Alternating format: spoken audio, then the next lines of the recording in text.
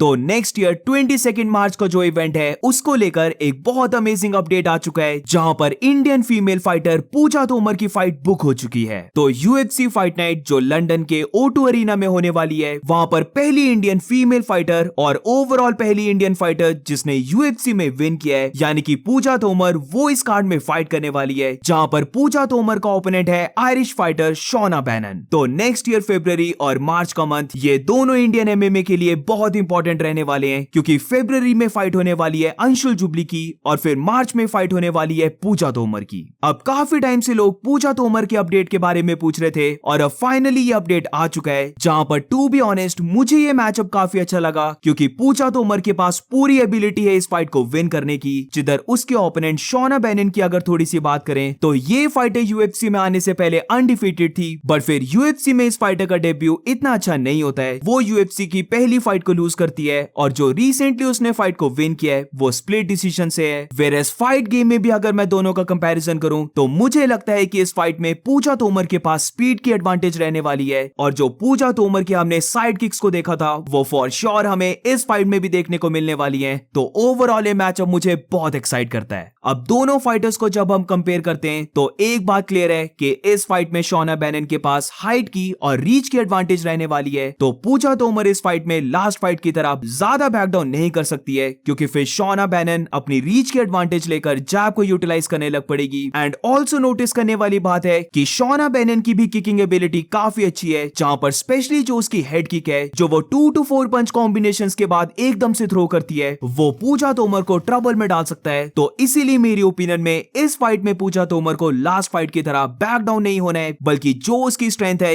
यानी कि अग्रेसिव होकर ओपोनेंट के ऊपर प्रेशर डालना, वो इस फाइट में पूजा तोमर को करना चाहिए। जहां पर पूजा तोमर के पास वो पावर है जिससे कि वो शोना बैरन को काफी ट्रबल में डाल सकती है। तो व्हाई नॉट यूज इट। जिधर लास्ट फाइट में भी हमने देखा था कि जब पूजा तोमर ने अमेंडा के ऊपर वो साइड किक्स को थ्रो किया था, तो इन्हीं साइड किक्स ने अमेंडा का काफी बार बैलेंस बिगाड़ दिया था। वो एक दो बार गिर भी गई थी, और यही सेम चीज हम इस फाइट में भी देखना चाहते हैं। बट इस बार डेफिनेटली पूजा तोमर को अपनी बॉक्सिंग को भी दिखाना होगा, क्योंकि डेफिनेटली इस फाइट में शोना बैनन अपनी रीच की एडवांटेज लेकर पंचेस को थ्रो करने वाली है। तो इस फाइट में पूजा तोमर को यह भी देखना होगा कि वो कैसे शोना को काउंटर कर सकती है, और अगर यहां पर कैसे भी करके पूजा अपने ओवरहैंड राइट पंच को कनेक्ट कर देती है तो डेफिनेटली पूजा के पास पोटेंशियल है कि वो शोना बैनन को नॉकआउट भी कर दे। तो लेट्स सी क्या होता है फाइट में। मैं बहुत ज्यादा एक्साइटेड हूं। एंड ऑल्सो मैं एक और बात यहां पर बोलना चाहता हूं कि फर्स्ट फाइट में हर किसी को नर्वसनेस होती है, तो डेफिनेटली जो पूजा ने अपनी लास्ट फाइट की थी, जहां पर कोई भी लाई नहीं कर सकता, जो लास्ट राउंड में पूजा तोमर पूरी वाइल्ड हो गई थी,